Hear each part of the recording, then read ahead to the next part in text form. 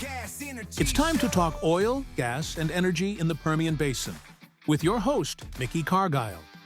Join us for insightful conversations on market trends, industry innovations, and what it means for your investments. Stay informed and ahead in the energy world with Mickey Cargile leading the way. Thank you for joining us. I'm Mickey Cargile, and you're watching Oil, Gas, and Energy. Today, I'm sitting down with Ron Wilhoit. Ron is a small business owner locally, and he's going to tell us about the economic trends in his business and what he sees in the future for the oil business. Ron is the director at TX Industrial Automation Services. He started his business in 2004.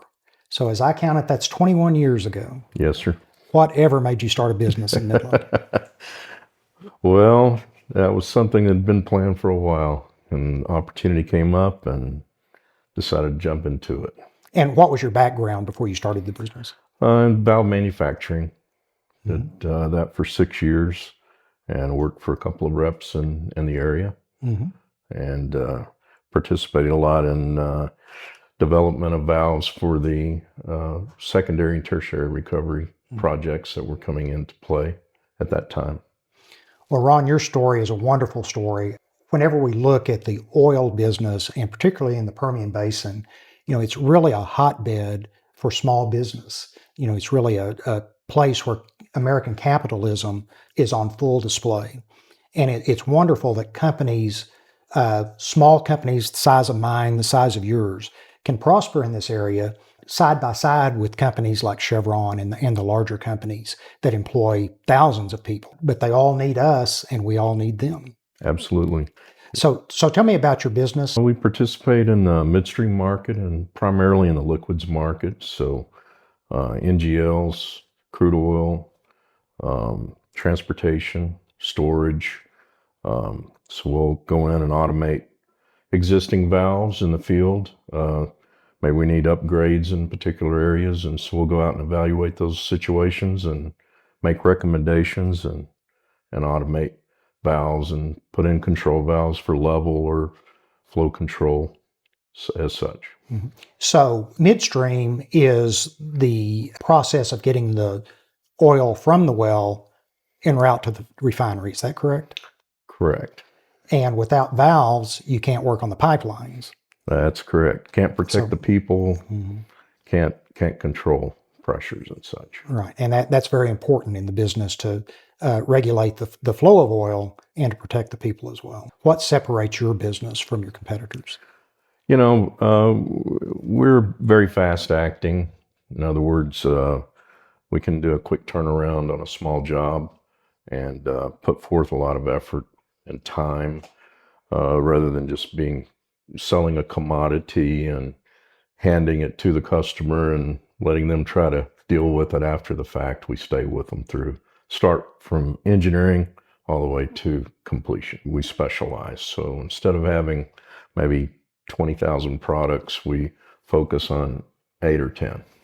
So in your role, do you actually go out into the field yourself? Sure. Or are you managing your employees? Oh, absolutely. I'll go out. I like to go out and see new sites.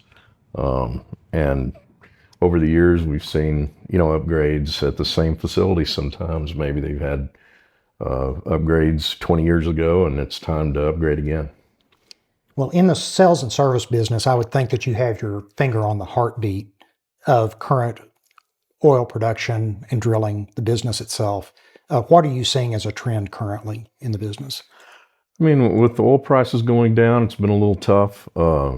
We expected it to slow down a little bit, but that also opens up some opportunities. Companies are looking to be more efficient, and in order to do so, they'll look at consolidating facilities and automating those products that previously were just operated by hand. Does the higher production level that we have help your business? Oh, absolutely. We're, currently LNG and liquid natural gas is still pretty hot commodity. So there's a lot of tie-ins, meter runs and such that are being put in. And as well as old crude activity where valves wear out at some point. So Well, there was a time when we really looked at the number of drilling rigs working as a barometer of economic activity in the area. But do you think that's changing to where it's now production based rather than drilling based? That's what we're not as involved in the drilling aspect of it, even though that does affect our business, obviously. Mhm. Um, but yes, we're probably tied in more on a secondary and tertiary recovery, and again on consolidating the older production.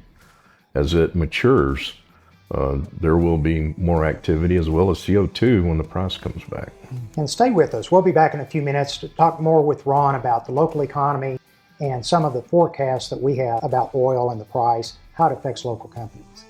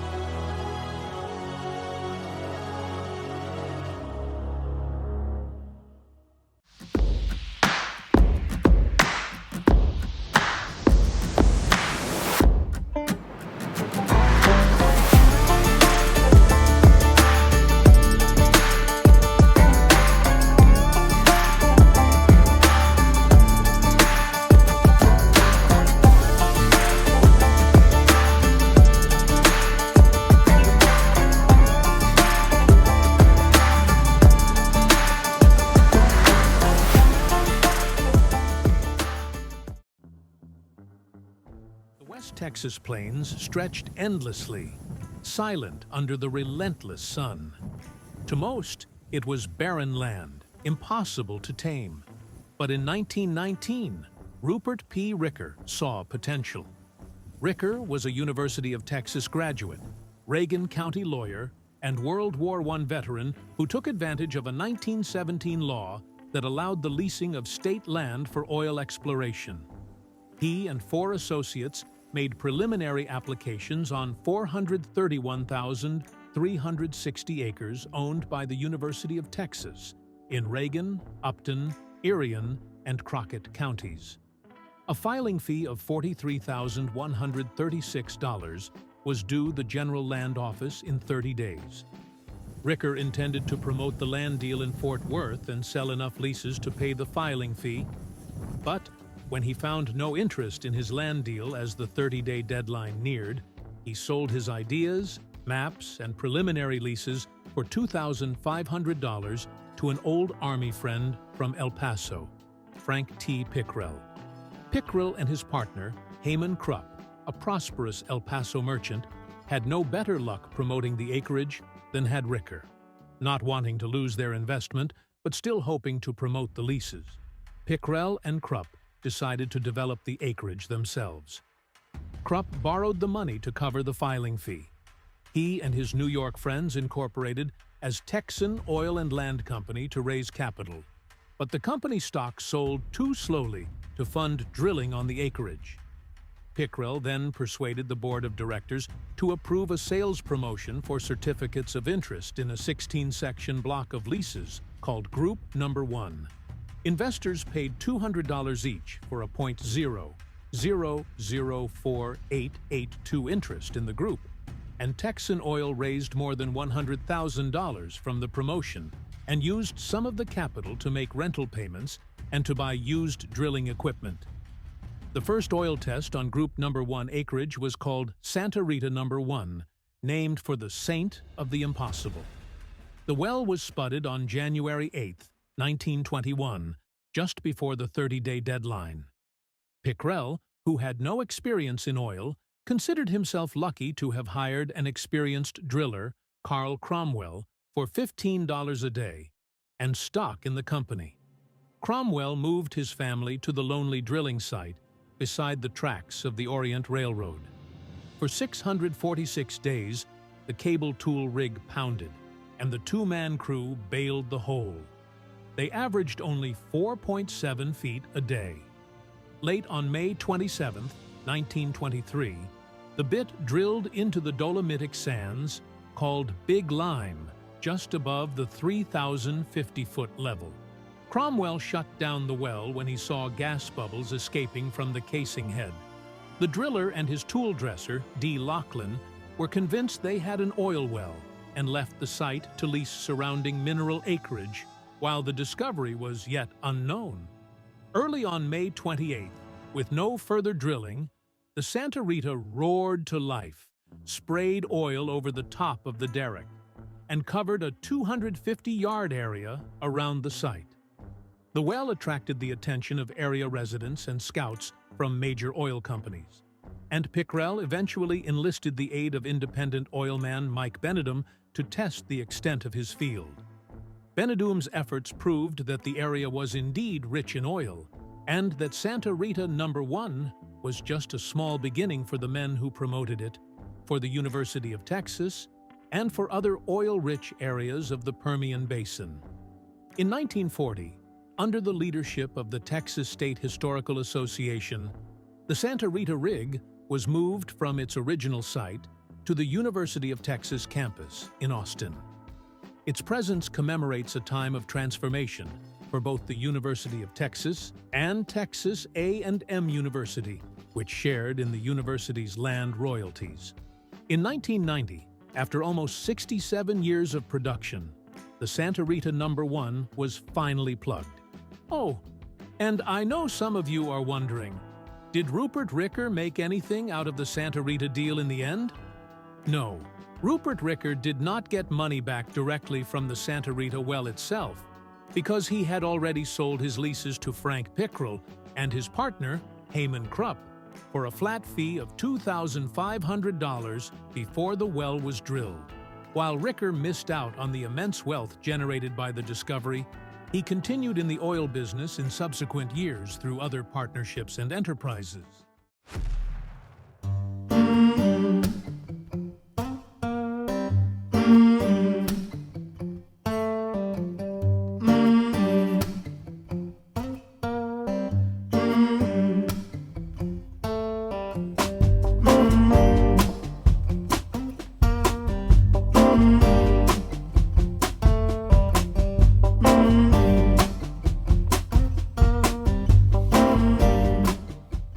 The Young Women's Leadership Academy is a Midland ISD school of choice focusing on college preparatory academics, leadership development through community service, and health and wellness.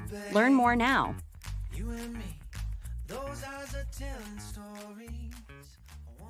Since 2004, TX Industrial Automation Services has been the backbone of your business, delivering top-quality products and unmatched customer service. We keep our promises: on-time delivery, the best brands like Rexa, Worcester Controls, and Automax, and a commitment to excellence. Visit our website or call the number on your screen. Make us your #1 source for valve automation. We don't just meet expectations, we surpass them. TX Industrial Automation Services, where quality meets commitment. So Ron, we're visiting a little bit about the price of oil and how it affects not only your business, but all small businesses. What kind of price do you think is the right price for you to be very profitable? Well, I think we all like $70 oil. That tends to spark more investment in the secondary, tertiary recovery market, particularly CO2. I think CO2's probably had some hard times in the last couple of years in many cases. And as these new wells mature, they're certainly going to be candidates for CO2. Well, as we see the production grow in the Permian, we have 6.6 million barrels per day produced, a record for the past month. That certainly goes against higher oil prices. Absolutely. Additionally, OPEC is continuing to take back market share that they gave to us after COVID, and that's adding more world supply. So in the world bucket, there seems to be plenty of oil right now. And unfortunately, that's putting a damper on prices. You've seen many cycles. It doesn't seem like we have so much of the boom and bust economy anymore, but there are certainly growth periods and slow periods. So where do you think we are now? We're certainly heading into probably a tougher market. At 53, I'm sure these companies can make money. It's just a matter of, can they keep that pace up? And we know that trend's going down. They're in a position where they probably haven't done the maintenance they've needed to do because they've been putting all their efforts into drilling. Mm-hmm. They haven't done that upgrading of facilities and consolidating. So there's certainly room to sell and furnish automation projects. So regardless of the price of oil, the business doesn't stop. No. There will still be production. You can't just turn one of your valves and turn off the well. You have to let it continue to produce. Sure, absolutely. And as long as that continues, then there will be jobs out here. Absolutely. Tell me a little bit about your workforce. One thing we notice in the local economy, and this has been true as long as I've lived in West Texas, you have young workers and you have really old workers, and there's no one in between. Do you experience that in your own business? It can be a struggle. A lot of training. It's difficult to find people with a lot of experience. So we just try to pass that on to the young guys. Mm-hmm. And so there is an abundance of older workers in our area, and sooner or later they're going to retire. So that seems to me like it would create its own job market for young people that want to get into the industry. Absolutely, and I think that maybe with Midland College expanding some of their mm-hmm. course offerings, et cetera, maybe we'll see a little bit more come into that market. Well, I know that Midland College is making a huge investment, not only in the professional studies, but also in the trade studies. Absolutely. And that's important. The thing about the Permian that really keeps me out here and draws me to the area is that it's the only place I know of in the country where, as long as you're willing to work hard, you can make a substantial living and raise the economic status of your family. And I'm sure you see that in your business. Absolutely. Yeah, it's I've been out here since 1981. So yes, we've been through a lot of ups and downs, but we're still going strong. Because we specialize, we're not really known as a construction company. So what we try to do is just provide good service for the products that we represent and try to be experts in that field. Well, we have wonderful engineering firms in our area that are building gas plants and CO2 recovery stations. Do you work with them as well on their designs? Do a lot of control valve sizing, actuator sizing, and valve recommendations for many processes. Mm-hmm. Well, that's very important, that everyone is involved in the process. And again, that's what really helps us in small business, because they need the expertise of the small businessman. Right. We try to fill that gap between the field and the engineering. Mm-hmm.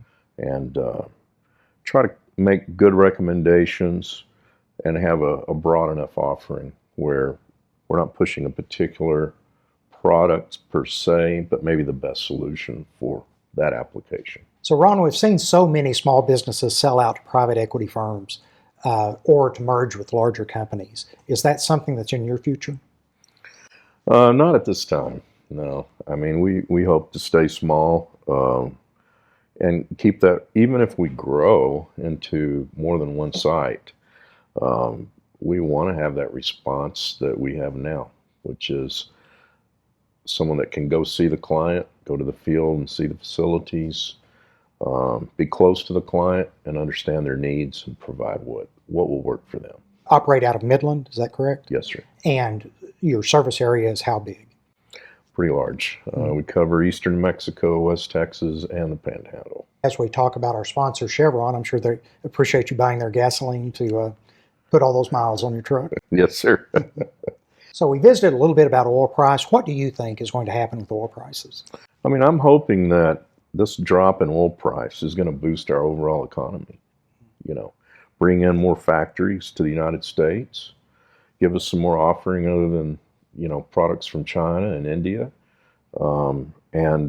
As that happens, oil price is going to come back. The best cure for low oil price is low oil price. Right? Exactly. It increases demand. Supply creates its own demand. Right. And so that'll raise the bar for all of us and enable you to sell more automation. There you go. In this age, AI is the big topic these days. And so becoming more efficient is essential, especially with low oil prices, to maintain margins for the oil companies. I would think that's a big part of your business, is maintaining that efficiency. We've been experimenting, probably like many other companies, small companies. It's really just trying to be efficient internally. Or at this time, that's what we're using it for. Mm-hmm. And whenever you put a valve on a project, is that something you service for the life of that valve? Yes, sir. Or is the valve the property of your end customer? Well, it's their property, and then we service it as long as they want us to come out and take care of it. So, Ron, it's been such a pleasure visiting with you about our local economy and about your business. If people want your services, please tell us how we can reach you. You can go to our website or call us. We're in South Midland and on 1012 South Good Street. Wonderful. And what's your phone number if they want to give you a call? 432-570-1997.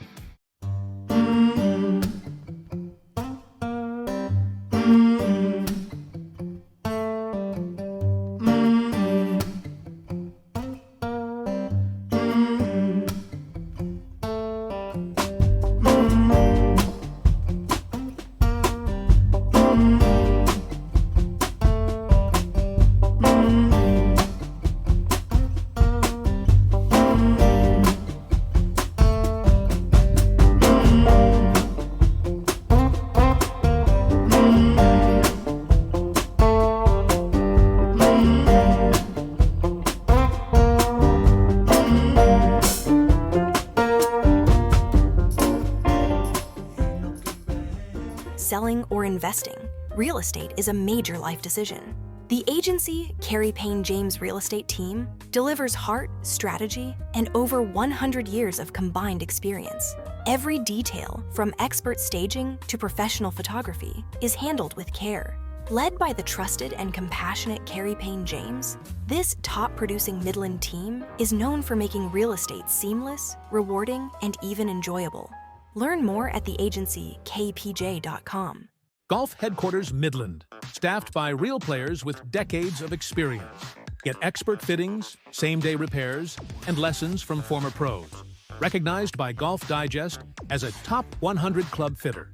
Learn more at ghqmidland.com. Don't miss the Oil, Gas, and Energy Show, airing every Saturday at 5 p.m. on First Alert 7. Mickey Cargile brings you face-to-face with leading oil and gas CEOs to talk about market trends and your money.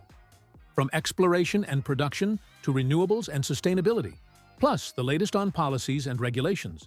This show powers your knowledge of the energy sector. Stay informed and ahead. Tune in every Saturday for the Oil, Gas, and Energy Show. Welcome back to Oil, Gas, and Energy. I'm Mickey Cargile. Last week we explored the FIRE movement with Charlie.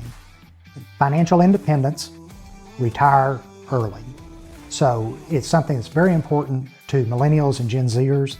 And today we're bringing it even closer to home, because before you can retire early, you've got to be ready for life's surprises. What are millennials and Gen Zers asking Charlie this week? Thank you, Mickey. So here's what people are asking me. Last week we discussed early retirement. So this week we want to talk investing. How much should Gen Zers, millennials, young professionals really be saving for an emergency fund? And where's the best place to keep that money? Charlie, we learned during COVID that you need much more money than we thought in your emergency fund. Sometimes there are situations beyond your control. Maybe there's a layoff in your company, or maybe through natural disaster, you no longer have income. So you have to have that money saved back for those unexpected expenses. The rule of thumb is 6 months living expenses. That's very hard for young people. So start with $1,000. Get $1,000 saved and put away. That way you can repair your car. You can cover a few of the unexpected expenses, but you want to strive toward getting 6 months' expenses saved away. When you save that money, you want to make sure you put it somewhere where it's not at risk. So a high-yield savings account, a CD, something like that is the best place for that money. That's great advice. I'll see you next time for Ask Charlie. Thanks for the question, Charlie, and we'll be back after the break with my final thoughts. National Petroleum Day 2026 is right around the corner, the Permian Basin's premier energy celebration. This year's theme is Landmen, honoring the vital role landmen play in oil and gas. Dress in rustic elegance or refined Western, gentlemen in blazers, ladies in leather or Western-inspired dresses and boots, perfect for networking and Instagram-ready moments.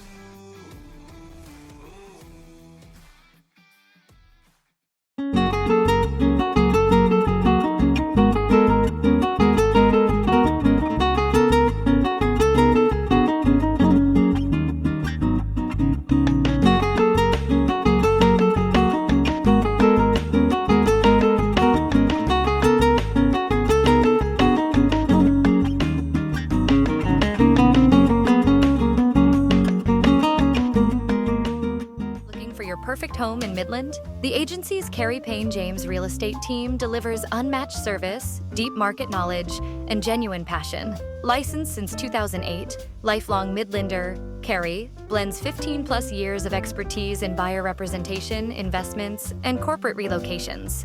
Call 432-683-1000 or email Carrie at theagencykpj.com today. Insignia Hospitality Group is proud to serve the Permian Basin's vital oil and gas workforce with top hotel brands in Midland and Odessa, including Holiday Inn Express, Holiday Inn, Fairfield Inn and Suites, Town Place Suites, and Spring Hill Suites. Locally operated and community-focused, Insignia stands behind the people fueling West Texas. As a proud sponsor of National Petroleum Day, they're committed to supporting growth across the region. Learn more at insigniamgmt.com.